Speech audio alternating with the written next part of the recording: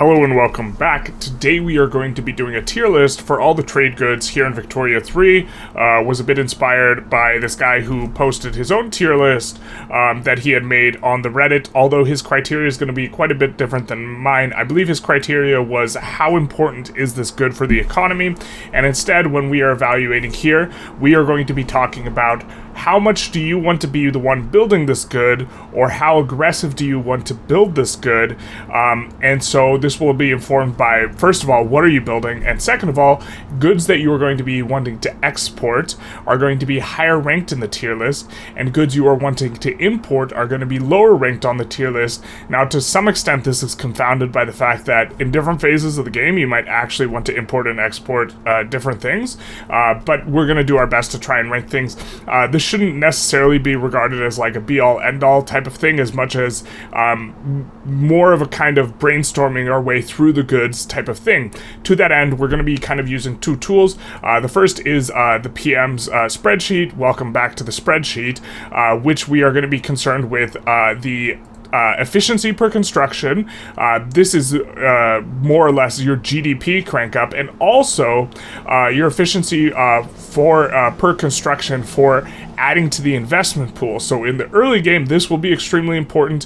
It falls off, especially as you get later, and then this becomes more important. And so this, to some extent, will inform our decisions. There are some goods that are really good in the early game, and then they fall off, and this sort of thing. But we are going to be largely concerned with this. And also, we do need to talk about consumption goods and what pops are consuming. So we will be consulting the wiki, the needs portion of the wiki, in order to kind of think our way through some of these things. For example, grain is an inferior good in that once your pops get really rich, they start consuming less of it. And so this is something to keep in mind, because grain will like fall off a bit in terms of its level of consumption as the game goes on, especially when you spike the last grain tech, which we'll be talking about. But this is just an example of the kind of considerations we're going to be making. So how efficient is it to construct? How efficient is it per, getting to the IPT, which is really important in the early game, but then it falls off. And then also, what's the consumption profile of your economy going to look like? And how does this affect, how you're ranking these goods in terms of what you want to build and what you want to export versus import and try to massage the AI into building. And so we're going to jump into it. Sorry, I just wanted to shout out that it was Commercial Gur 7645 who was the gentleman who posted up this thing, which allows us to, use it. And so let's get into it a little bit here. We are going to start with all of the agricultural buildings, so we're deep in the agricultural spreadsheet, and talk about through why we think what we want. So first of all, we're going to start with grain. We're going to put grain in D tier.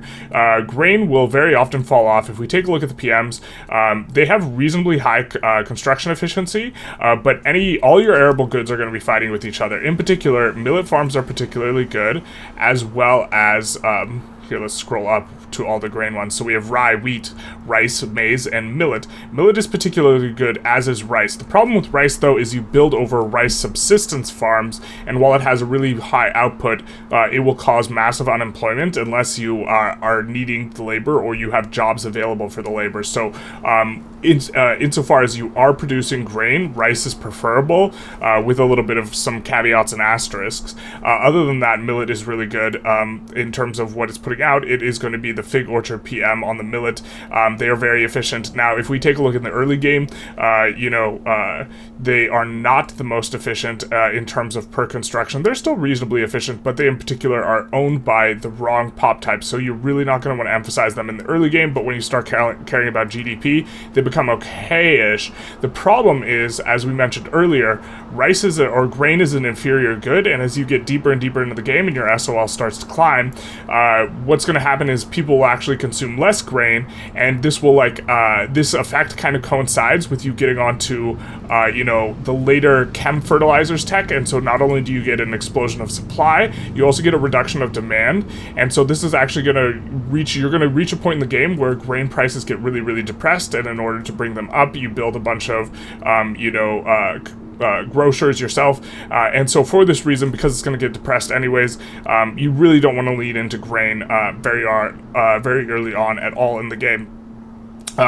Next up, we have fabric, which if we take a look at the PMs, you know, the cotton plantations are actually one of the better PMs in terms of efficiency. You know, they are one of the 212s. There are a few 212s here. Dyes is also another 212. As far as the plantation goes, so is the wacky tobacco, this type of thing. Opium being the very best, but we'll get back to that. So it is reasonably efficient, and so sometime in the middle game, you might want to start putting down cotton plantations on auto expand, so that they can specialize in a given state, and this sort of thing. And so you sometimes want to actively build them, but secondarily, cotton is a good that builds into industrial goods for consumption. And so as a result of this, we will want to, you know, build it a little bit more aggressively. Like, let's take a look here. Like tea, coffee, and wine, all of these are interchangeable and they fill luxury needs. But if there's a shortage and these get really expensive, it's not going to decrease SOL that much because it's on the higher end, you know. And then we have the intoxicants, of which one of them has the most efficient PM in the game, in opium, and the other one is produced by a building that is owned by capitalists, which is liquor.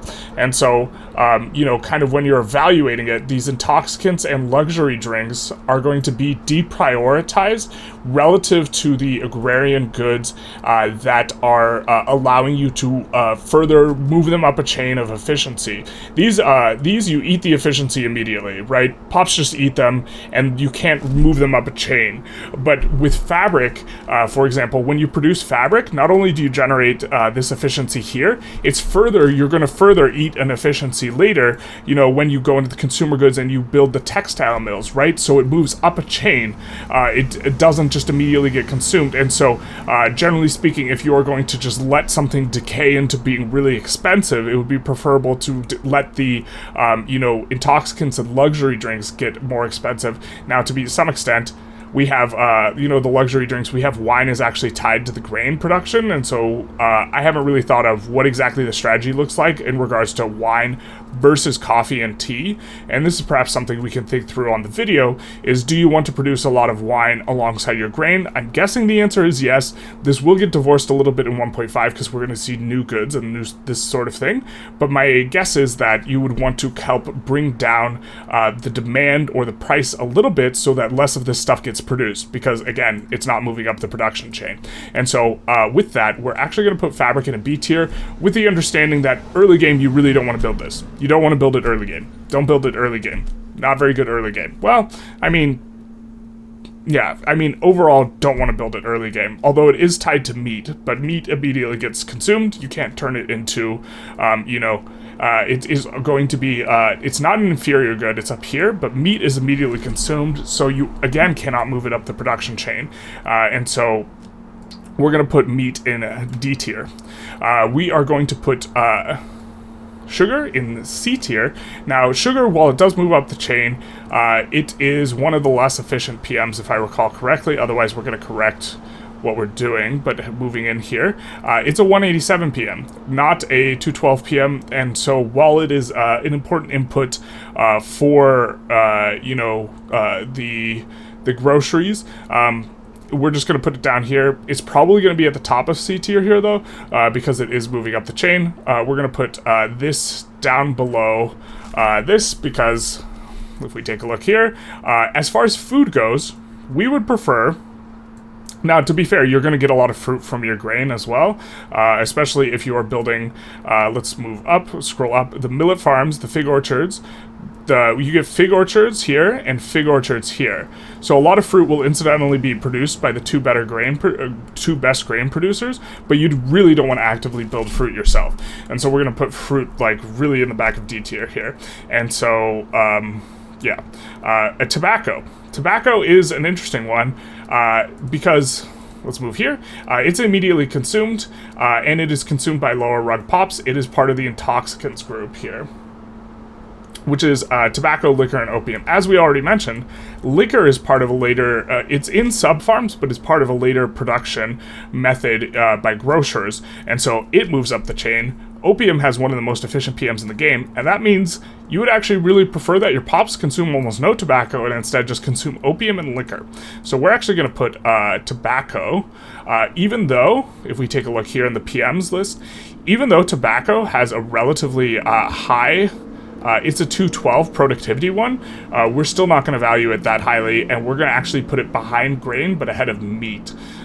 Maybe it's even behind meat, but tobacco is an interesting one. It is distinct from, you know, tea and the other one. We are going to, just taking a look here, most efficient PM in the game in terms of just increasing GDP in opium, and your pops are going to, you cannot have your pops consume 100% liquor. It's a max 60%. And so, you know, it's perhaps the case that you would want them to consume 60% liquor and 40% opium, but in terms of priorities for your slots for all your agrarian goods, opium is just going to be insanely high. And so sometimes, or very often, if a place can build opium, you want to get the ball rolling so that you can get the maximum throughput on that, and the place doesn't build any more of it. So we're going to put opium in A tier here. You still don't really want to like just crank it up in the early game, because it really pops off after you get pump jacks, and if you notice, you know, on a per construction basis, it's not giving that much to the IPT, which is the investment pool, which is important in the early game, but it is going to be, you know, you're going to want to sell it, you're going to want it to eventually be here when you're getting the absolutely insane automatic irrigation. The pump jacks PM is just so strong. So that's how we're going to do that. And then let's see, I think we have all of the, no, we have the tea and coffee to talk about. Now, tea and coffee are luxury drinks. Tea, coffee, and wine are all luxury drinks. Now, I stated before, it's kind of preferable, I think. I'm not really very confident in this. I haven't taken a deep dive look at this regarding how much, if you would prefer your pops to consume 60% wine and then the rest fill out with tea. But these PMs are, if we take a look through it, we have a 212 for tea. Where's coffee? A 212 for coffee, and then I think, what was the last one? The wine is not produced directly, although we are going to be probably getting that in, you know, the next patch. And so we are going to put this a little bit ahead of tobacco, right? We definitely want it to be ahead of tobacco, and it is a 212, so it is kind of an efficient use of the slot, and your pops do have to consume some of this stuff, right? And so these stuff will get consumed eventually. So we're actually going to put this in C tier, but it's going to be probably at the back end of C tier, both of these goods. And then wine is generally the PMs are going to be more efficient on wine, which is pretty nice. So wheat farms are going to be more efficient on vineyards, right? Generally speaking, if I recall correctly, yeah. So the ones that can go vineyards, you generally want to go vineyards. I think the same is true with the maize. No, maize is break even, but I think you would rather produce not fruit, but instead wine. So wine's a bit of an interesting one. Any grain farm that can produce it, you want to turn it on. But other than this, yeah, we're just going to put it kind of at the ahead of the other intoxicants. And so we have our fleshed out here. I think this is all of nope, we have dyes. We got to talk about dyes and silk. Now, dyes and silk can move up the chain. They can move up the chain in terms of efficiency. Unfortunately, silk is not very efficient. I believe dyes is a 212 efficiency, but silk is less efficient. So it's somewhat preferable to actually import silk, and for that reason, we're going to put silk kind of at the back here. Or sorry, we're going to put silk down here ahead of sugar. Maybe it even goes behind sugar. You would generally prefer to import your silk rather than produce it yourself. The thing is, there are a lot more places you can build sugar, but it would still be more preferable to import this rather than do the other stuff. And then dyes we are going to put behind fabric, and I believe that this kind of rounds out all of our agrarian goods here in terms of how we are thinking about them in the chart. Alright, so next up, we are going to be talking about military goods.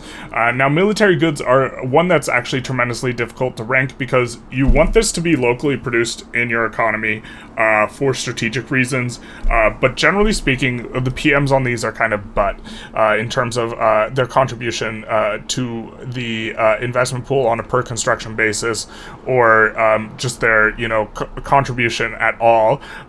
You do have pretty high numbers that you start to get to with regards to the shipyards late game, but for the most part, the PMs are just not very good, and it's, you know, like, the tank production is an upgrade in efficiency, but, like, really you're not getting a whole lot on a per construction basis. What you're instead getting is kind of a strategic thing, as well as, I guess, to some degree, you can look at it as stimulating the economy with buy orders. It is another chain link. So, like, for example, with the arms industries, they will consume hardwood, so you get the efficiency twice whenever you are, you know, when you make the chops, right, you get efficiency, and then when you consume the chops to turn them into something up the chain, you get efficiency. The problem is for example, on the hardwood, we have to like relativize it to like the consumer goods in the furniture, and these are just generally going to be more efficient here. You see the 112 on the like absolute full banger PMs, but like just mechanized workshops with no luxury furniture or with luxury furniture production, this is very early. You're getting 87 output per construction. And then if we just like take a look back on this on the arms industries, we're not getting 87 even with the like full shebang, all of the PMs, this sort of thing. And this is one of the better ones. Like munition plants is worse, the shipyards with the wood is worse, the war machines is worse. And so generally speaking, it's not really the best transformative way of these goods are not ones you are going to want to like hugely overproduce and then trade them to other countries just so that you can try and build more of these things, right? And so generally speaking, you don't want to export too much on the arms industries to stimulate the production. Now, and a caveat to this is, generally speaking, on the arms industries and the munitions and the shipyards and the war machines, they're going to benefit a lot from throughput because very often you don't build a level 51 factory. And so the caveat to this is if you're below a 51 factory and you maybe could export it to get up to a level 51, this could be useful in terms of creating more production.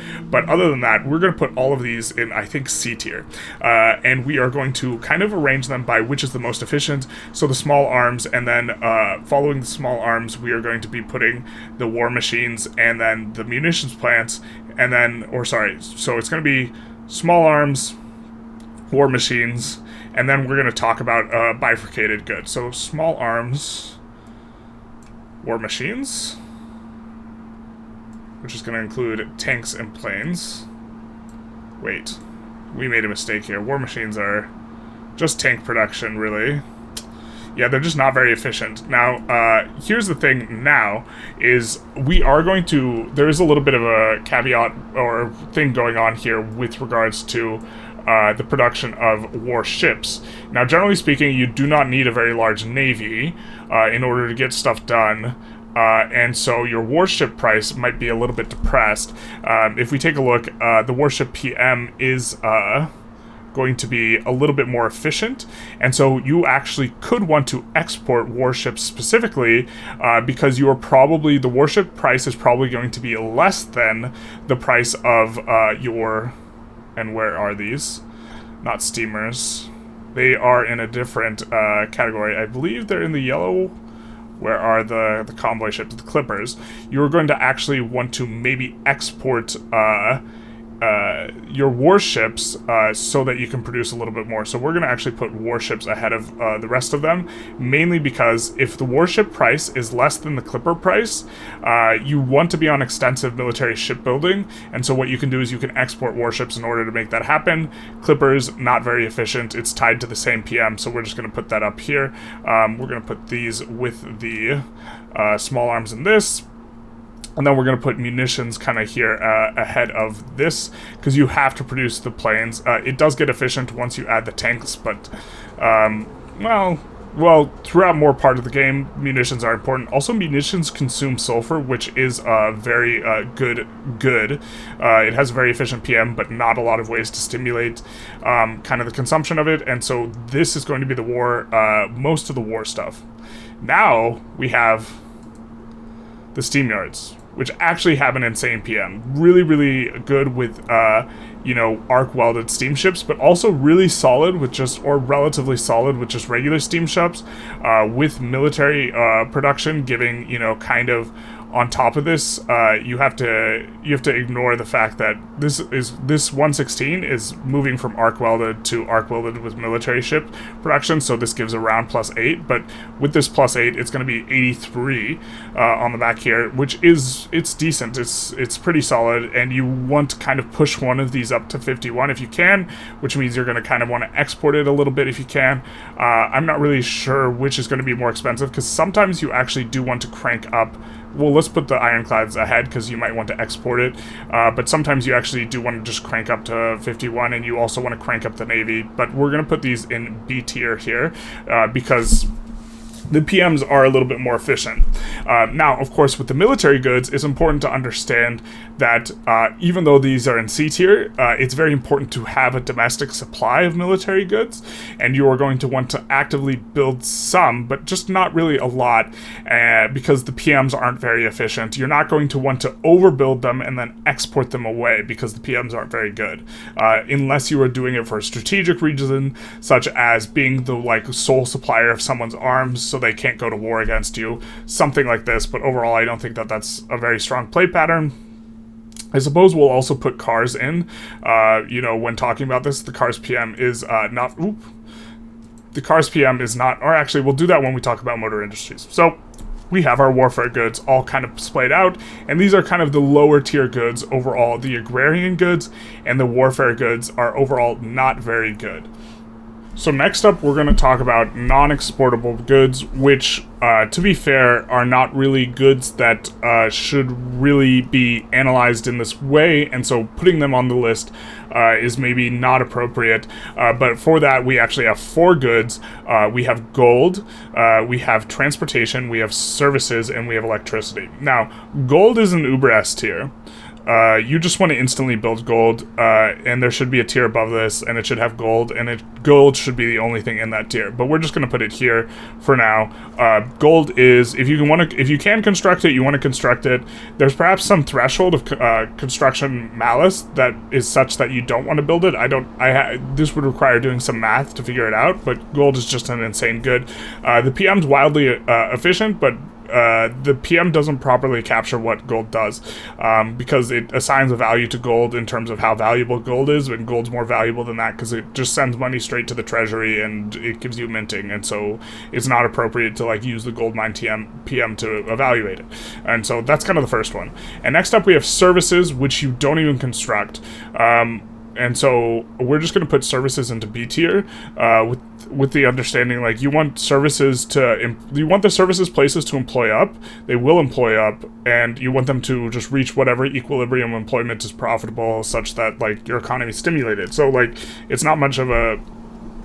Unpacking services would require doing something other than what we're doing here, and so we're going to put it here. Now, transportation, you generally don't want to you were building your railroads for infrastructure, not for transportation, and so you're not trying to get the goods explicitly, but you will turn on all of the PMs that give more transportation because those PMs are more efficient. And so transportation's in this weird spot. We're going to actually put it at the top of C tier here, with kind of the understanding that you are not actively building transportation, but rating it in terms of you're not actively building railroads in order to give transportation, you're doing it for infrastructure, but it's just weird to rate this as a good, because it's not really tradable. And next up, we have electricity, which is the final one. Now, electricity, currently, as the game currently stands, without local good prices being a huge influence, electricity is maybe not it's not going to be as important. But I think as we get local goods prices in 1.5, building electricity might be hugely important. It's not an exportable good, but building it and overbuilding it can give you a relative advantage to other economies in your production of something. So let's say I overbuild electricity, and I am producing clothes with that electricity because it's an input for a lot of the goods, right? If I'm producing clothes and I'm using electric sewing, right, which is a good PM, then we are going to be seeing consumption of electricity. I can make my clothing cheaper than other people by overbuilding electricity, making electricity a cheap input, allowing me to export to people all other things equal, and they cannot steal from me this this advantage because it is not an exportable good, and so I can depress this and then ship textiles to other countries. I think this play pattern of wanting to export as much as possible is going to be extremely important in 1.5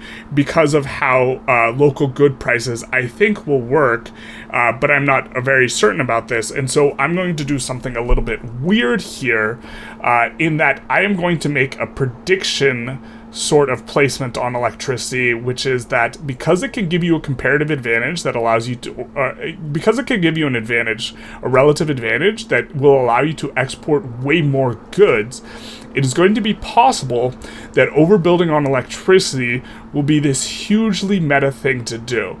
And because of this, I'm going to predictively, I would put electricity here in terms of the live patch, 1.3. But I'm going to predictively put it up here in A tier, which is to say, I think that in the late game, mid to late game economies, this will be something you want to overbuild. And because it will give you an advantage, allowing you to export more goods, more other goods to other countries. And while it's a bit too much to unpack why that's going to be effective and not appropriate until we really see exactly how local goods prices are going to work, this is a tentative prediction as far as where electricity goes. But also, the electricity PMs are like wildly efficient, and so if you have access to them, you almost always want to be building electricity anyways, so maybe electricity belongs higher than services anyways. But these are the 4 non-exportable goods, and ranking them in terms of this tier list where we're talking about how much you want to produce good and then exporting is like a cross-section of this, it's just like not appropriate. But these are the goods. So next up, we are going to talk about consumer goods, and the first one we're going to talk about is clothing. Now, I actually think I need to do a little bit of a deep dive on clothing versus furniture, and I haven't done that yet, admittedly, but looking through the PMs and this sort of thing, generally speaking, I think clothing is the industry you want to go after second, after you kind of go after tooling in the early game as a result of the various, like, loops and construction loops and this sort of stuff. We're not talking about resources, I'm talking about particularly the industry. Also, electric,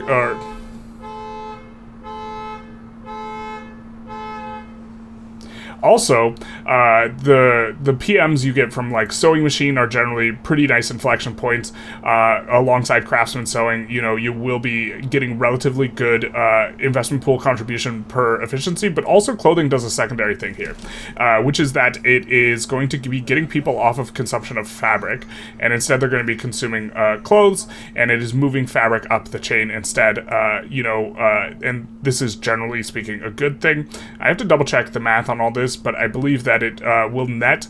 This is one of the reasons you can add a whole bunch of clothing, because it's going to, while clothing is being added, it's decreasing the consumption of fabric. This is also true with furniture, right? It's decreasing the consumption of fabric, and so you don't necessarily need to source a ton of fabric in order to do this, and so this is generally a good thing because it's going to allow you to build it taller and pursue economies of scale bonuses faster. The thing with furniture, critical difference with furniture, is a lot more wood goes into construction centers, and so if you push really hard on the furniture while pushing really hard on the construction centers, you are going to like run into shortage problems, except wood's the wildly like the best thing to produce. And so but either way, I've experienced a lot more success focusing on clothing second. So we're going to put clothing, basic clothing and basic furniture in the tier list, and we are going to be putting furniture here, and we're going to be putting basic clothing ahead of furniture. We might even put basic clothing up here. I don't think so. I think there's too many things that are better than it, but this is going to be a very solid thing to produce early on in the game. Now, this being said, the luxuries of each of these, I think, are generally better to export, because, if you can, because the way that,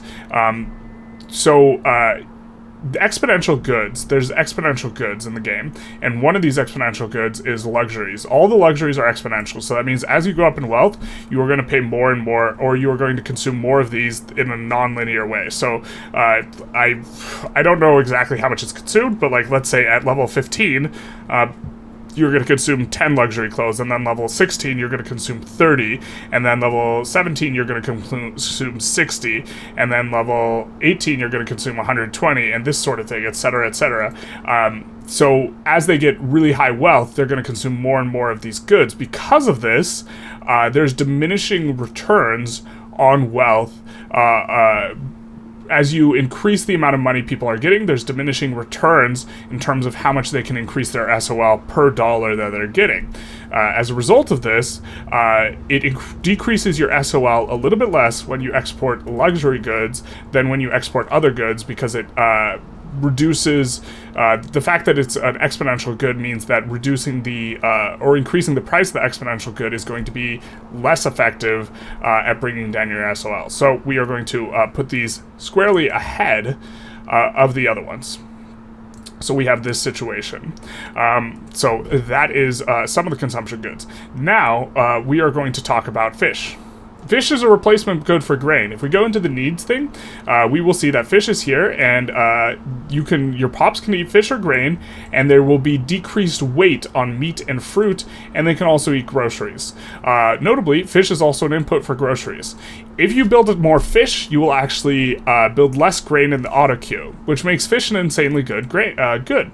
And so we're going to put fish in A tier. Not because the PM is extraordinarily efficient, but because it decreases.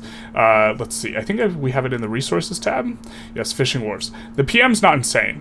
It's pretty good. Fishing trawlers, it's relatively efficient because it takes less time to produce, but it's not an absurd one, right? You're getting, on a per construction basis, you're getting 25, but it is very solid. If we compare this, for example, to grain, the grain is going to be, like if we are on the first PM, it's going to contribute a lot less to the investment pool, but it's going to contribute more to the GDP if we're on the first PM versus the first PM, or the second PM, but rather for both on this. But you would rather your economy auto-produce fishing wharves, or produce fishing wharves, because you will be getting more to the investment pool rather than cranking up the GDP, although later on it becomes less of a factor. But it also consumes fishing trawlers, right? So it stimulates your economy. So it's a secondary, you're moving up a chain more than you are with grain. And so you want to produce fish, not because it's an insane good itself, but because it's a replacement good for grain. And so we're going to put fish up there. Radios, the PM for radios and telephones aren't very good. And so let's kind of just go into the electronics industries. The PMs aren't anything to write home about. They also consume rubber, which you can see is like a good thing or a bad thing depending on how much rubber you're running out of and this sort of thing. But the PMs aren't very efficient. Generally speaking, you just want to produce telephones mainly because you want the PM for your industry. So what we're going to do is we're going to put telephones in C tier. They're still an industrial good, but at a point where you actually really don't care about it too much. We're actually going to put them pretty low. We're going to put them just ahead of the military stuff because they are important for, you will almost certainly building more electronics industries. And we're going to put radios a little bit higher.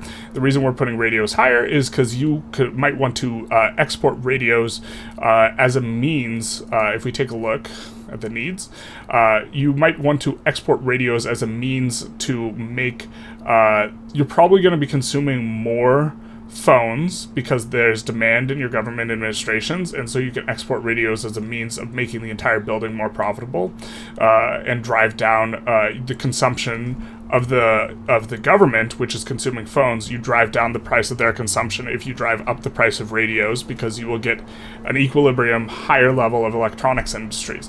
And so they are also part of luxury items though, and generally speaking you will consume 40% on porcelain, and so they're kind of not really filling a gap all that well because you're going to produce a lot of these other ones too, so it's kind of hard to get the price up, and so maybe you want to export it. Telephones are going to be part of free movement, which is going to be fulfilled by part of communication, which is going to be filled by telephones, as well as transportation with really booty weight. So man, it's been forever since I've gotten to the late game. Maybe telephones just always end up more expensive. I have to imagine telephones always end up more expensive, and so you want to export radios. Either way, the PMs aren't very efficient, so we're going to put them there and there. Now, the liquor PM is a bit interesting because it is part of a bifurcated production like the other ones, and is going to come out as a result of groceries. There are some interesting things you can do. The PMs for groceries are not insane until you get onto patent stills, until you get onto everything, and very often in the super late game, because as fish gets really expensive and as grain is really cheap, you actually want to move back off of vacuum canning onto either canneries or this type of thing, but you still want to keep up cranking on the patent stills, and so this is going to create demand for sugar. It's a higher tier good, so you are going to want to build it a little bit more actively, but we are going to be putting it... And sometimes you want to export it. You want to export it especially if you're Muslim. And doing this can increase the profitability of the building as well, to make the groceries, your pops consume more groceries. So if you increase the profitability of the groceries, or the food industries, what will happen is you will reach that equilibrium higher level of food industries with your auto queue, which will make the groceries cheaper, and groceries, they are a replacement good for grain. So this is a thing where maybe it's the case you want to put something like this in B tier behind the PMs, the better, these have better PMs generally speaking, but you maybe want to put liquor ahead of here, with the idea that you can export liquor in order to make groceries cheaper, and with the cheaper groceries that are produced now, this will decrease demand for grain, which you really don't want your auto queue to be building. So it's not really the case that like liquor is a better good than this, but more so that you want to increase the price of it. The problem is that this play pattern is antagonistic with a different play pattern here, and that is you don't want your pops producing tobacco, and they will, if you produce 60% opium, then they have to drink this liquor. So maybe it's just something like this. The PM's not extraordinarily efficient, but building both of these, building a whole lot of these will affect, it will decrease the consumption of both grain and tobacco, which are kind of the down here type of goods, which you don't want to get constructed. Now, we have kind of a little bit of a split here, also, lol. We have a split here between porcelain and, glass here, which this is an industrial good, and this is a luxury good. Porcelain's actually going to go way high up here, and I think we're going to put it here. You almost always want to export porcelain. The reason why is the game revolves around creating a ton of construction.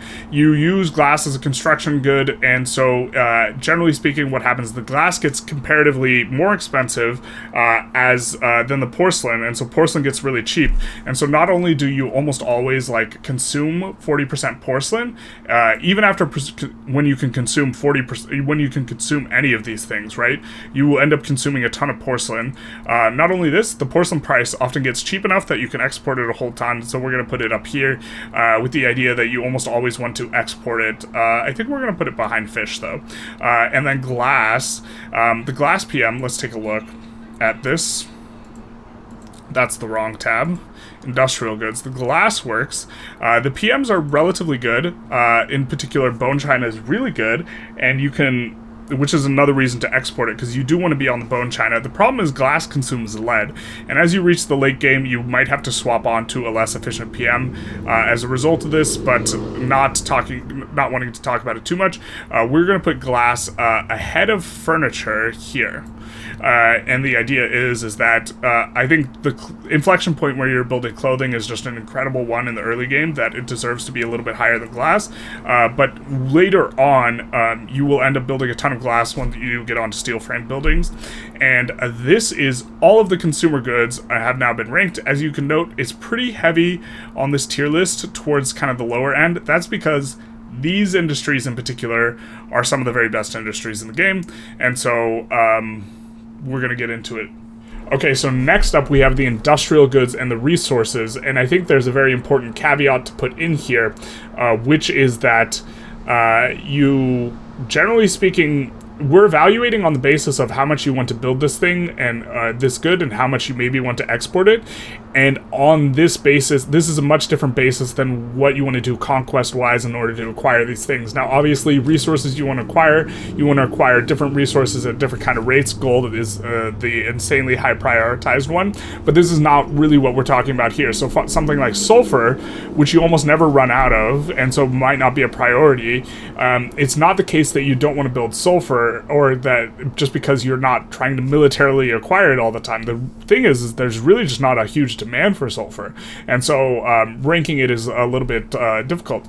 And so like one thing that maybe like we should rank dyes up a little bit is the synthetic plants creates demand for sulfur, and creating demand for sulfur is incredibly useful. And so, but it's not like useful to conquer, and so just keeping things in mind, this is like how much we want to build this thing, not and or export it, not some sort of other consideration. So first up, let's talk about the fertilizer and the boom booms. Now, these PMs, when we take a look at it, at first it looks extraordinarily efficient. At first it looks extraordinarily efficient at 116 here, but this is an extraordinarily late game PM. And on top of that, you will almost never use your oil for nitrogen fixation process. This is really, really bad, because what it's doing is it's producing more fertilizer, and fertilizer price normally gets incredibly depressed. And so it's almost never worth it to move up to this PM. So like this extra efficiency here is a little bit of a lie. You stay on this, and so you have to treat this as like a 96, with the understanding that the price of fertilizer is going to get incredibly depressed throughout the game, and there's not much you can do about it because it's very difficult to create demand for fertilizer. I think that the synthetic plants might actually create demand for fertilizer, which is like kind of another thing where maybe these dyes actually belong a little bit higher or something like this. When we bring in the synthetic plants, I have to double check that PM. I'm not 100%. I do think it has some demand for fertilizer. I know it has demand for sulfur. But as a result, this is a little bit of a lie. You really don't want to build, you want to build them like aggressively enough to get your goods, but they're not necessarily something you want to absolutely blast and crank up. And so we're going to actually put the boom booms in particular back here behind the grocers. Now, that being said, generally speaking, what happens is the price of fertilizer is incredibly depressed. You want to export fertilizer as aggressively as possible in order to get this up. And so while the industry itself of the boom booms, you know, the explosives industry is going to be like worse than the glass industry as a whole, exporting fertilizer is such a big priority because you want to get the good price up. This is not like really a good, but as you get the good price up, this will make your boom booms much more efficient, which will cause it to more approach this extraordinarily high efficiency it would have if the fertilizer price behaved in a normal way and didn't get depressed, you know, as the game went on. So we're gonna put fertilizer up there in A tier, which might look strange, but it's in A tier because you want to export it, not A tier because you want to produce, because it's like this absolutely insane thing, you know. Also, as fertilizer gets more expensive, this discourages the queue from building grain, which is generally a preferable thing, you know, through most phases of the game. There's this little phase in the game where building grain is actually pretty good, but like other than that, you know, like right when you get one of the better grain PMs that's alongside pump jacks, then it's like okay, but that's before the grain price gets super depressed, and then building grain will no longer be good. And so you do not want the queue to overbuild grain in that period of time, unless you're looking just kind of for a temporary bump in GDP. So that's kind of that. And next, let's talk about paper. And so the paper mills do consume sulfur. So this is big up on the paper mills. Unfortunately, they're not very efficient at all. And so you generally do not want to like overbuild paper just so you can export it. You just kind of want to build it to have your own supply. And it actually just kind of goes along kind of the wayside here where it's probably here. You're not I mean, you could export it to make your paper stuff more profitable, but they're just not going to be very profitable anyways. It's not the PMs just is not very efficient. And so that being said, it does consume sulfur, and so why don't we talk about sulfur now, because we've been talking about it so much. Sulfur is if we take a look at the mines and we take a look at their output, first of all, the first thing you might notice is these are way bigger than the manufacturing numbers. Yep, resource industries in general are incredibly efficient, and you want to build them out very aggressively, and you could even export. There's probably a strategy where you want to export more aggressively, but the very best one, like if we look at iron and lead mines, that's 143. Sulfur is 231, and so if you can do anything to bring sulfur prices up, this is preferable. Coal is another like 134. Sulfur is just absolutely insanely efficient because it gets similar numbers, and it is going to be capitalist owned like from very early on, and like you just see these like it gets these very large numbers here. You know, we're having like comparing diesel pump or comparing condensing pump versus condensing pump. It's just insanely efficient. So insofar as whenever a sulfur price gets high, you really want to build it. It's going to be very efficient. We're going to put sulfur at the bottom of A tier. The problem is that the sulfur price is almost never high, and you don't need to build a lot of sulfur in order to get it high in this sort of thing. And so sulfur is going to be at the bottom of A tier here. Just understanding that it is something that it has one of the most efficient PMs in the game. I mean, I kind of want to increase it, but like the problem is that you can't create enough demand for sulfur, and this is where stuff like the fertilizers, I think this creates demand for the sulfur a little bit. So does the synthetic plants. So does the paper, which like the paper is not very good, but I guess you could overbuild on paper just so you can consume more sulfur, so that you can build more sulfur, something like this. Overall, I don't think it's worth it, but this is maybe a strategy kind of worth exploring. Exporting paper more aggressively. You can collapse economies by shutting off their paper too, so they just run a bunch of tax malice, like this type of thing. But for now, we're just going to put sulfur up here. Alright, why don't we talk about the rest of the mining resources now, since we're already on it.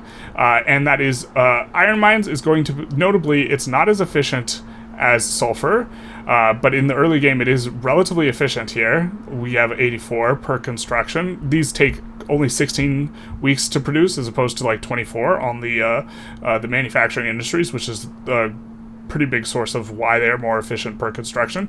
It's going to be better than coal, and also very early on in the game you do want to focus on iron extremely hard, and so as a result we're going to put iron at the top of A tier here. Maybe it's even S tier? No, we're going to put it at the top of A tier. Now, coal, you kind of build it when you need it. It is important for a bunch of labor-saving PMs. If you overbuild it, you can turn on more labor-saving PMs a little bit more profitably. It is an extraordinarily strong PM as well, but it is not kind of in the same vein as, get it, as iron and sulfur, and so we're going to put it at the very top of B tier here, which is that it's better than most of these consumer goods. You generally don't want to like export it so you can build more of it, so you can build up to economies of scale. I mean, maybe so if in a period of time where you're building up to economies of scale, it's pretty efficient, but I think that encouraging the AI's auto queue to build more of the resources is kind of nice. So these are kind of goods that in my opinion, you kind of want to import a little bit, but they're also extremely efficient. It's this weird situation. I think you never import sulfur. I never import sulfur ever, just because I know that this PM is so efficient, and so I want to build it myself. This is the one resource that I never ever like import unless like it's impossible for me to stop from running a shortage. I want to get all of that myself. Okay, so that is, and then we have lead mines. Now, lead mines are going to be exactly the same as iron in terms of efficiency, but we're going to put them considerably lower, just on the basis that there's not an enormous demand for lead early on in the game, and you can't push economies of scale as easily with lead, so you don't as aggressively want to build it, but just know that the efficiency is identical to the iron mine. They are the same in terms of efficiency. Now, let's talk about, why don't we talk about oil? Now, oil, so first of all, oil's incredibly efficient right off the bat, and if you look at some of the more efficient, like, if we're looking at iron mines, this is an iron mine with condensing pump engine, and then you just add the marginal difference here. It's like plus 17, 18 when you get dynamite and condensing pump engine. That's a little over 100. Oil rigs is higher than that without the combustion engine, and while the combustion engine is like lower than this, you know, on the sulfur mine, it is absolutely insane, and you can't turn on the sulfur mine's best thing without it. Oil is insane. It as a good, you almost always want to be creating demand for it because you actually actively want to build a ton of oil rigs, because the PM is very, very, very strong in terms of per construction basis. It's adding a ton to your economy. It's capitalist owned. It's very, very strong, and it not only that, it unlocks a bunch of the very best PMs, like for example, diesel pump. Some of the and also, if we look in the industrial goods and the glassworks, houseware plastics, we move from a net positive, like all the goods, costing $1,400 to $2K, right? We move from like crystal glass, which is it's not going to be all that efficient, which is, by the way, one of the reasons why glass kind of suffers a little bit here. Generally speaking, you are going to be using the oil on the glass and the food industries primarily, but if you can't create enough demand for it to be expensive, you actually just want to use it wherever, because the PM on the oil is so efficient, right? You're hitting this like this 116 212 number. So oil, you want to you also, if you can't create enough local demand, more than happy to export it as well. So we're going to put oil in S tier here. And next up, we are going to talk about steel. So let's take a look at the PM. I didn't look at steel super close before we started recording this, and lo and behold, the PM's really not that efficient, but what it does do is, more than other goods, it is creating an enormous amount of buy orders. So does chemical plants, by the way, which is like another further advantage of chemical plants. And so it's going to create a bunch of buy orders, and it's going to create them for coal, steel, and tools, or coal, iron, and tools, and also electricity with electric arc process. But overall, it's not that efficient, so it's not necessarily the case you want to build it out super aggressively, although you do want to build enough of it when you get onto steel frame buildings. We're going to put it ahead of behind the boom booms, but ahead of any of the agrarian stuff here. Okay, next up, we're going to talk about tools. And tools is in a little bit of a weird place because you unlock the best PMs for tools super early. You get steel tools super early, and then it's not going to be better for a long time. You notice the efficiency here is like just a little bit worse than electric arc process. It's relatively efficient, but then it eventually gets dwarfed by some of the later PMs. But you get it at a very early point in the game. Like if we take a look at some of the consumer goods, so for example, the textile mills with all this stuff is going to be considerably better. So will the furniture manufacturers late game, but almost all of these use a lot of tools, and so you can increase the efficiency of a lot of things by using tools. It is probably the most in-demand good, period, and you also can export it relatively aggressively throughout most phases of the game, although you want to lean more on exporting the consumer goods kind of like later on, but it is going to be insanely productive early, and that is the main basis upon why we're putting it just behind iron here, is that it is really, really good early. It survives all throughout. It's a necessary good to have a lot of. When you're exporting it and increasing the price, you're making all these industries more profitable, and when it gets cheap, it makes all your other industries more profitable because everything uses tools as an input, and so tools is going to be really, really, really strong. Next up, we are going to talk about engines and automotives. Generally speaking, you don't really want to. Well, so the thing is like there's like almost no demand for cars. Let's see. Is this in consumer goods? No, it's not. It's with engines and industrial goods. Terrible organization by whoever made this. Let's see. Where is it? Motor industries. Okay. So generally speaking, diesel engines is pretty good. But you don't get it until late game, and also, if I recall correctly, this does consume oil. Does it? Or does it not? Yeah, it consumes oil. So very often, you're actually not going to turn on diesel engines. So the one you want to look at, because it's less efficient per oil, because it takes a ton of oil. So the one you want to take a look at is electric engines and this. And so, you know, it's It's not as good when you're looking at this, and then you get on electric engines, which is relatively late. Automobiles add basically nothing, and so we're going to put automobiles kind of... I mean, you can't actively export automobiles. Not enough demand is created. The only demand you create is through your military goods, and then it's not even eventually you have planes. We're going to put automobiles back here. But engines are an important part of like your economy, but you don't actively like want to really push engines super hard throughout any phase of the game, really. And so we're going to put engines, I mean, they are an industrial good. They are somewhat important.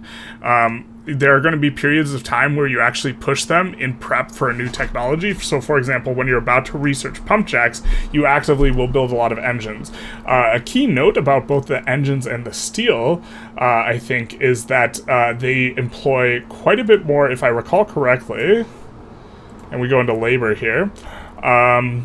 I believe they employ quite a bit more machinists in general, and so if we take a look here, the mines employ a lot of machinists, the oil rigs employ a lot of machinists, but if we take a look, the steel and the motor industries, relative to other industries, are going to promote more machinists.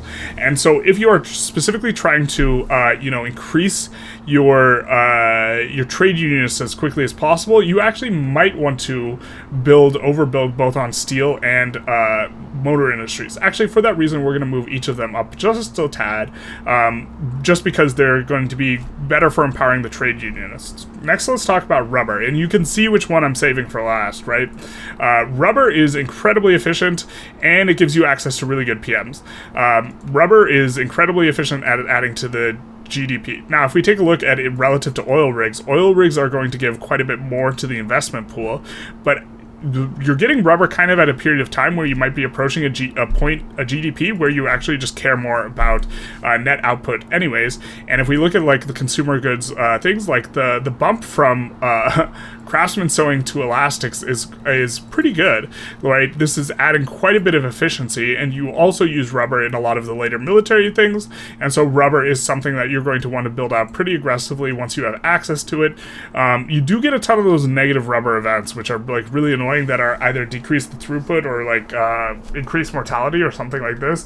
They're more annoying because they pop up more than anything, but rubber is extremely efficient here. 262. This is more than the sulfur mine in terms of nominal output, but it is going to be less in terms of transferring to the GDP until you start getting a really high GDP, like 1.5 billion, and then rubber becomes even better than sulfur. And so we are going to put this pretty high up here, where we're going to put it, I think, ahead of opium, but behind iron and tools. Very, very efficient. And then finally, the chops, the beautiful ones. And we are going to take a look at the PMs. Now, if you notice, when we get into the hyper late game, they do fall off when we get electric sawmills. So there is this. They fall off quite a bit relative to like some of the very best things, like, for example, rubber or the sulfur mines. But the use of the good is absolutely prolific. And it is also notably, you're not getting anything near the sawmills PM. You are not getting anything near the net construction efficiency of the sawmills PM in the early game, and on top of this, construction uses wood, so you're going to be creating an enormous demand for wood. And so you just absolutely get to blast sawmills in the early game. They're incredibly efficient. They also fall off, as does all of the resource industry, in particular rubber, fishing, whaling, and logging, as a result of not being able to get enough throughput, so this is something to keep in mind here. Also, I forgot to mention, I think that in the agriculture, this doesn't, the coffee plantations or the cotton plantations, this 212 does not take into account the fact that you are getting increased throughput from the tech. So if cotton is below the other one, nope, it's ahead. So I did remember to put it ahead. But there are phases in the game where you are just trying to build as much wood as possible. This 125/36 and is also capitalist owned. It's an insane good. Also, it being capitalist owned is very, very, very, very significant in the early game when you're trying to disempower the landowners, because this is by far the most efficient thing you can build. Like, you are not getting a similar looking output thing until you get onto diesel pump. right? Or this plus dynamite is like somewhat commensurate. What's like the differential here? This is going to be 29 in terms of IBD per construction efficiency, and what is this? It's going to be... Oh, it's not even going to be as good. Like, this, on condensing pump engine and dynamite, you're not even the reason why is dynamite is adding to this diesel pump number. On condensing pump engine and dynamite, you're not going to be as efficient as the sawmills. It's just, at the very, very end game, it's not as good. But you're not even as efficient as sawmills, right? And like rubber, you're not gonna hit. Yeah, I mean like rubber's better, but like also if we start looking at agriculture, like these agriculture ones, like with the Chemferts, you're getting more efficiency, right? Especially because these take 8 to produce instead of 12. But you're also like building over this type of thing, and it's not like way better than the 180 figure, right? In a lot of these spots, the 180 figure that you get on the electric sawmills, which you get at a similar time you get pump jacks and this other stuff, and so it's going to underperform relative to this. But it just being like the very best good at the start of the game, we are going to put it in S tier. And we are also going to put hardwood ahead of softwood. Now why is this? Well, it's a bifurcated good. And so by exporting hardwood specifically, you can decrease the price of softwood. Softwood is what your government is consuming, and so exporting hardwood is a decent strategy for decreasing your government spending on construction goods while simultaneously buoying the profits of the very thing you are building at the very start of the game. And so there we have it. That is adding the resources and the industrial goods, and so here we have the full tier list of what are the very best things to build. Some of these are greatly informed by like various timings in the game. I don't think there's a way around that. Like if we wanted to take out the timing issue, right, iron would drop down to B, and then wood would probably drop down to A or something like this. As you can see, there's a general trend where the very worst goods are agricultural in general, with the exception of like opium. Notably, also rubber is owned by landowners, but it enters at a point in the game where you stop like caring so much. It actually just probably should be behind opium though, just for this reason. It's like it should be behind opium. Although rubber goes up a chain of construction, and opium does not. Opium gets consumed, but when you build opium, you definitely want to build opium more, because it's going to, as part of this, the opium is going to decrease the tobacco, right? It's going to be replacing. Anyways, well, I'm not sure if that effect is stronger than the other one, but this is kind of my best effort right now. I'm expecting this to change a little bit in 1.5 as we are starting to get new buildings for producing things, like we're going to get wineries, and so something like the wine is probably going to move around in here. But generally speaking, the resource industries are the very best industries because they are just wildly efficient, and so you want to, really go after these industries. And the agricultural ones are poor in the early game, but then they're actually pretty solid in the later periods of the game, where you stop caring about investment pool and you start caring about GDP. And so this needs to be, all of the agrarian goods are much higher when you exclude the early game. And then a lot of the resource or a lot of the manufacturing is relatively middling, with a couple distinctions being made that tools is what you focus on early and is just solid throughout the game, and then like porcelain, you really want to export porcelain, but this is because of a feature, like because it's tied to glass. It's the only one that's tied to a construction good as far as the luxuries go. We talked a lot about how various the fact that things are replacement goods of each other makes a significant difference. Like, for example, one reason tobacco is so bad is because you'd really rather build the replacements on liquor and opium and have those be your source. But this is less the case with tea, coffee, wine, right? And so these types of things, and also notably, the fish is like an extraordinarily good because despite, in addition to being pretty solid, like in terms of efficiency, like if we look down here, it's like 87's like nothing to sneeze at. It's like better than condensing pump engine, but not better than condensing plus nitroglycerin. And the fact that you can't build fish really high. This is the really big disadvantage of fish, is you'll never get a huge throughput on it. But fish is going to be really good because it's a replacement good for grain. And so you can decrease your production of grain. Anyways, I hope this has been interesting. If you disagree with any of my placements, feel free to let me know in the comments down below, or if you want to say anything else in the comments, and drop a like. It does help out the channel, so feel free. And I think other than that, have a good day. Actually, this video is really long, so if you haven't gotten up to walk in a while, maybe go up and get a glass of water and or take a walk. Good for your health, this sort of thing, get your blood flowing. Other than that, have a good one.